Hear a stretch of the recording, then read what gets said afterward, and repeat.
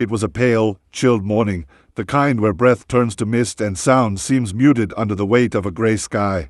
Keanu had stepped outside, simply intending to go for a walk, hands tucked in his jacket, head slightly down, lost in quiet thoughts. But as he reached the sidewalk, he stopped. Something felt off.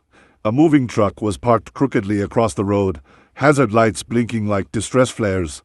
On the lawn of the house across the street lay boxes, children's toys, kitchen utensils, blankets, even framed family photos, exposed to the cold like pieces of someone's private life ripped open. A mother was kneeling, trying to rewrap items in plastic to protect them from the dew, while a father stood frozen, shame and helplessness imprinted in the tightness of his jaw. Their 2 kids sat silently on the porch steps, hugging each other as though they were afraid if they let go, they might drift apart with the wind. And that's when Keanu noticed the HOA representative, a rigid man in a pressed suit, clutching a clipboard and gesturing with clipped impatience as though he were directing a factory shipment instead of dismantling a family's world. Keanu approached gently, not intruding, just being present, something he did naturally. He waited for a pause, then asked quietly, "Is everything all right?" The question wasn't confrontational, it was human, but the HOA official reacted as though Keanu had challenged his authority. Without looking up, he replied, "This household is being evicted for chronic non-compliance and unpaid fees. They need to vacate immediately." The father swallowed, then spoke with a voice that sounded like it had been worn thin. "We tried to pay. I lost my job after my accident. We asked for extensions." But the official waved him off, already writing something on his clipboard. Meanwhile, the mother's eyes glistened with humiliation. Not rage, just that quiet, aching embarrassment of someone who is being forced to display their hardships in public. Keanu crouched slightly to make eye contact with the children. One of them, a little girl clutching a stuffed rabbit missing an ear, whispered, "We don't want to leave." Keanu felt something stir in him, a tightening in the chest, because while adults often endure hardship with stoic resignation, children experience it as a personal breaking of their world. He straightened up and spoke again, this time with steadiness. "Maybe there's a misunderstanding," he said, turning toward the official. The HOA representative puffed up his stance, chest out, chin lifted, like a man who relishes power in small territories. "There is no misunderstanding," he said. "They are in violation of repeated notices. Deadlines were ignored. Fees were ignored. Process is complete." The words had no compassion, they were procedural daggers. Keanu could see the father's dignity cracking, not from anger but from a feeling of being reduced from a person to a statistic. The mother's hands trembled as she gripped a photo frame with a family portrait, the kids smiling broadly, both parents beside them, joy frozen in time before life's storms hit. Keanu exhaled slowly, and his voice softened as he said to them, not as a celebrity, not as a neighbor, but as a fellow human being, "You're not alone. This doesn't feel right." The official then shifted tone, colder, more performative, likely recognizing the presence of someone recognizable. "Mr. Reeves," he said in a clipped tone, "your involvement is not needed. You have no authority in this matter." That sentence lingered, heavy, dismissive, and, unintentionally, catalytic. Keanu's eyes hardened, not angrily, but decisively, as if a line had been crossed between bureaucratic procedure and moral injustice. He didn't raise his voice. He didn't gesture wildly. He simply stepped forward and said with quiet resolve, "I'm not walking away." In that moment, the air changed. The family lifted their heads just a little. The children looked at Keanu as if he had lit a candle in the darkness. And the HOA official stared back, realizing that this would no longer be a simple eviction carried out in silence. Without planning it, without agenda, Keanu had stepped into a moment where one man's empathy would begin to unravel the machinery of heartless regulation. And that's how it began, not with confrontation, but with presence, with compassion, with a refusal to look away. The pause between the HOA official's sharp dismissal and Keanu's response seemed to hang in the air like a suspended breath. The mother instinctively stepped closer to her children, as if bracing for a blow of some kind, verbal or emotional. But Keanu didn't lash out. He didn't escalate. Instead, he took a calm step forward, placing himself physically between the family and the official, forming a quiet barrier of human decency. His voice remained low, but carried a weight that made everyone listen. "They're not leaving today." The HOA representative blinked, stunned by the simplicity and firmness of the statement. He recovered quickly, adopting a sneer of professional superiority. "You have no authority here, Mr. Reeves," he repeated. But Keanu didn't even turn toward him. He looked at the family, the exhaustion in the parents' eyes, the frightened confusion in the children's, and said, "Stay where you are. No one is throwing you out." The official, now visibly irritated, stepped closer, tapping his clipboard like a judge tapping a gavel. "I don't think you understand," he said. "This is a legal enforcement action. The property is no longer theirs to occupy." His words were sharp, but they hit softer than he intended, because Keanu wasn't intimidated. He pulled out his phone, speaking in an almost conversational tone. "I understand perfectly. Which is why I'm calling someone who does have authority." He dialed. Within seconds, he was connected. The man spoke efficiently. "This is Keanu. I need you and Sarah down here. Immediate eviction issue." The official stiffened as the name landed. Attorney. Not friend. Not fan. Not bystander. A few minutes later, 2 cars pulled up, not flashy, sedans with tinted windows, professional, quiet. A tall woman stepped out with a laptop bag slung over her shoulder and the kind of posture that announces legal intent. A man followed with a stack of document binders under his arm like weapons made of paper. They didn't greet Keanu with celebrity warmth. They nodded at him like colleagues facing a joint adversary. The HOA representative's confidence wavered for the first time. The female attorney introduced herself with crisp clarity. "I'm counsel for Mr. Reeves. We'd like to review all notice of violation documents, fee schedules, and the eviction authorization order." The effect was immediate. The official faltered, because up until this moment, his power had been uncontested. He had expected tears, resignation, not representation. The mother stared, bewildered, as if she couldn't fully process that strangers, powerful ones, were stepping in on her behalf. The father stood straighter, some of his dignity returning. Meanwhile, the children, still gripping stuffed toys, looked between the adults like they were witnessing a miracle. One of them whispered to her mother, "Are we staying?" And the mother, voice trembling, whispered, I think so." It was the first glimmer of hope they had allowed themselves to feel in months. When the official attempted to protest, "This is unauthorized interference," Keanu finally turned and met his gaze directly. "Unauthorized," he repeated softly, almost amused. "You like that word." Then he added, "Here's one, humanity." The official sputtered, "Mr. Reeves, please step aside." And Keanu delivered the line that would later be repeated across the neighborhood, "Write me the fine. I'll frame it." He meant it, not as a threat, but as a statement that no bureaucratic penalty would ever outweigh the moral cost of turning this family into the street. The attorneys began dissecting documents on the hood of a car, the way battlefield strategists unroll maps. Keanu remained beside the family the entire time, casually, steadily, reassuringly, as though the simple act of standing with them was a shield against everything trying to crush them. And in that moment, something subtle shifted. It was no longer celebrity intervening for charity. It was a neighbor standing up for neighbors. A human refusing to let another human be treated like disposable burden. And the family, once collapsed in silent despair, began to believe that maybe, for the first time in a long time, they might actually win. The attorneys spent nearly an hour reviewing the documents the HOA representative reluctantly provided. The official stood by, fidgeting, arms crossed, clearly unaccustomed to being challenged. Keanu remained with the family, occasionally offering the children a reassuring smile or a gentle comment to distract them from the tension. Meanwhile, murmurs began to spread down the street. Curious neighbors stepped outside. Some had heard rumors of the eviction.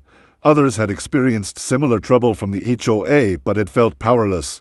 As they gathered, there was a sense of collective awakening, as though everyone had been waiting for someone to draw a line in the sand. The female attorney looked up from the documents with an expression that was equal parts anger and astonishment. "These fines," she said to Keanu quietly, "they're not only inconsistent, many of them aren't legally enforceable." She pointed to a column. "These are inflated. Some even lack proper violation codes. And these," she tapped another section, "were added without notice. Completely illegal." The HOA representative tried to brush it off, but his voice had lost some of its edge.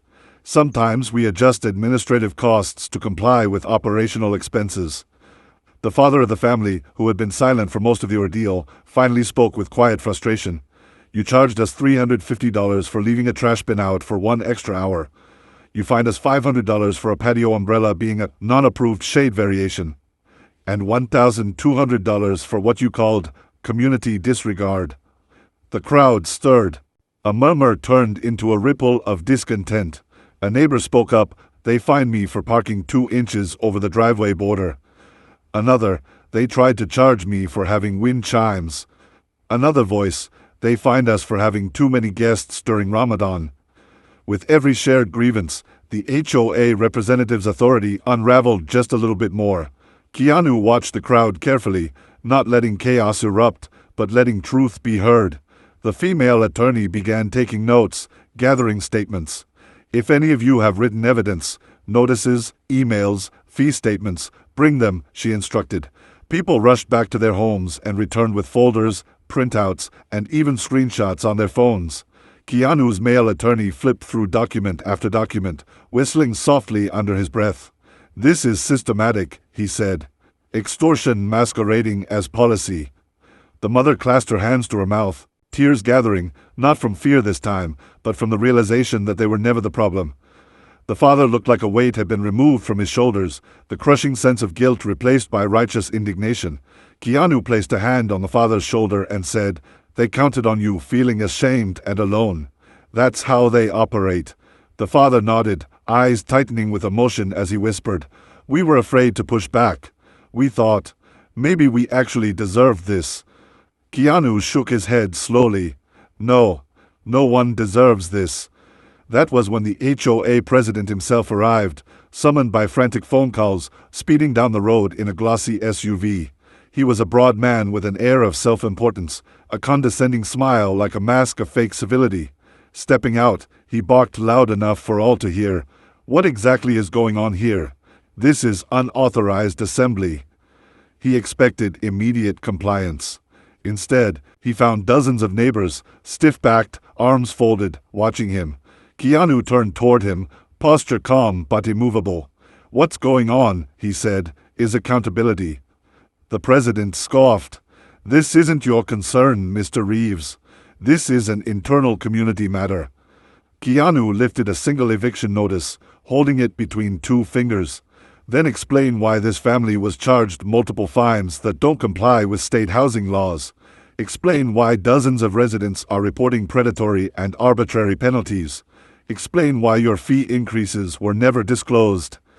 The president tried to regain footing. "Our regulations are clearly stated in the agreements signed by every homeowner," but the female attorney cut in sharply. "No, they aren't.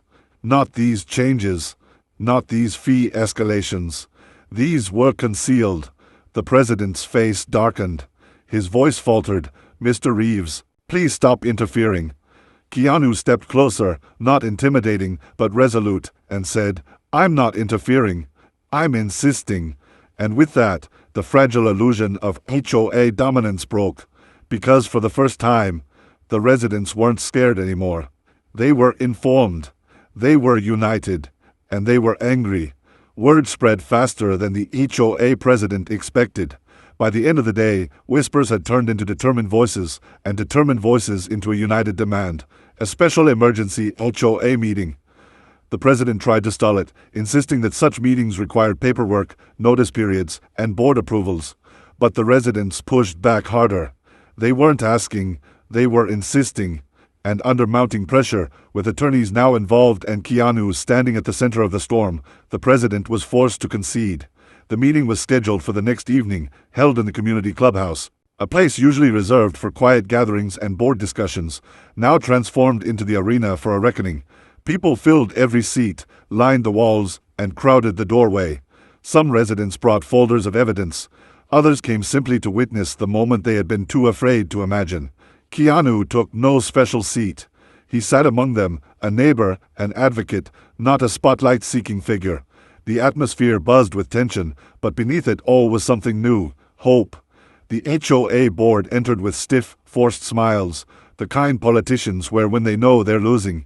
The president tried to begin with his usual tone of authority, tapping the microphone, straightening his papers, performing control. "We are here today," he began, "to address concerns raised regarding recent enforcement actions." But before he could continue, a resident stood. "Call it what it is," she said. "Abuse." A murmur rippled through the room. Others voiced agreements. Extortion. Discrimination. Intimidation. The president froze, blindsided by the boldness. He attempted to regain control. "Please, we must follow order." But Keanu rose calmly, and the room quieted instantly. "Order," he said, "starts with transparency." He walked to the front with a stack of documents collected by the attorneys. Inconsistent fine amounts, unauthorized fee hikes, forged signatures, and predatory enforcement patterns aimed disproportionately at families who were sick, unemployed, or unable to fight back. The female attorney joined him, professional, composed, devastatingly precise. "These documents," she announced, tapping the stack, "show a systematic misuse of authority by this board, including illegal financial penalties, concealed amendments, and violations of state housing law." The president attempted to counter. "These accusations are exaggerated," he snapped, voice cracking ever so slightly. "These fines are standard administrative practices." But the male attorney cut in. "Standard? Then why were homeowners charged different amounts for the same violations? Why were fines increased without disclosure? Why did your board approve penalties that require homeowner votes without holding a vote?" The room erupted. The president, sweating now, tried to redirect. "We have followed procedure," he insisted. But a resident shouted, "No, you invented procedure." Another resident raised a hand holding a notice. "You fined me for having my niece's car parked overnight. Yet your board member parks his RV outside for 4 days straight." The hypocrisy stung. Faces around the room hardened. The president grew defensive, voice rising. "You people don't understand what it takes to run a community." That was the breaking point. Keanu stepped forward, voice steady as still water. "Community isn't run by fines. It's sustained by fairness. And you forgot that." His words struck deeper than shouting ever could. The president attempted one final power play, jabbing a finger toward Keanu. "You're interfering in matters that don't concern you." Keanu didn't flinch. "When a family is thrown onto the street," he replied softly, "it concerns all of us." Silence followed, thick, heavy, undeniable. The board members shifted uncomfortably, exposed. The residents looked at each other, no longer uncertain, no longer intimidated. One by one, they began to raise their hands. Motion to remove the president. Second. Motion to remove the board. Second. A flood of voices joined, louder, bolder. The vote was swift and overwhelming, a collective reclaiming of dignity. The president sat in stunned disbelief as the new temporary trustee committee was appointed, tasked with conducting a full audit, implementing transparent policies, and reviewing every fine issued under the previous board. The family at the heart of it all sat silently, tears in their eyes, overwhelmed by the reversal of fortune. Keanu walked over to them, kneeling beside the children as if the whole room had disappeared. "You're safe now," he told them gently. The mother covered her mouth as tears fell. The father shook Keanu's hand with both of his, voice cracking as he whispered, "Thank you for seeing us." Keanu simply smiled, humble, grounded, and replied, "Sometimes all it takes is someone willing to stand in the doorway." And on that night, justice wasn't just discussed, it was reclaimed. The days that followed were filled with a different kind of activity, constructive instead of destructive. Instead of boxes being dragged across lawns, families were opening windows and letting fresh air in. Instead of fearful whispers, there was easy conversation among neighbors who had begun to recognize one another as allies rather than strangers sheltered behind identical doors. The family who once faced eviction now received offers of help from all sides. Babysitting, meal deliveries, job leads, even anonymous donations slipped into their mailbox. The father began volunteering at a local repair shop, grateful for the chance to work with his hands and rebuild pride.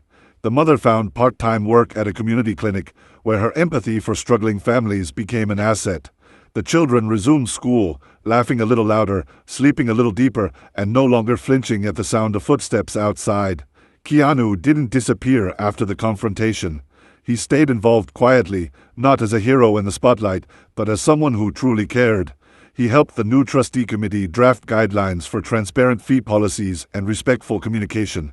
With the attorney's assistance, they created a public ledger of all fines issued in the past 3 years, and the abuses were systematically overturned.